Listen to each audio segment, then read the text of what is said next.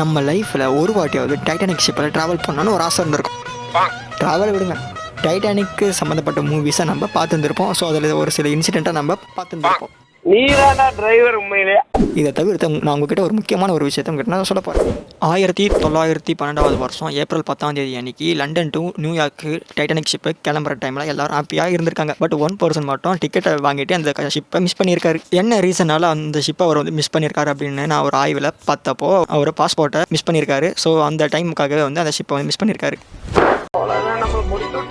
மனசு உடஞ்சி போட நம்ம ஐயா தவிர திரும்பி வீட்டுக்கே போயிட்டு உட்காந்துட்டாப்புல. நாசமாக போயிருவீங்களா? வீட்டுக்கு போயிட்டு உட்காந்து ரொம்பவே சுகமாக இருந்திருக்காரு. நான் ரொம்ப அன்லக்கி பர்சன், எனக்கு எதுவுமே அமையாது அப்படின்னு சொல்லி வந்து ஃபீல் பண்ணியிருக்காரு. ஒரு 4 நாளைக்கு அப்புறம் ஒரு ஷாக்கான நியூஸாக அவர் கண்ணில் பார்த்துருந்துருக்காரு.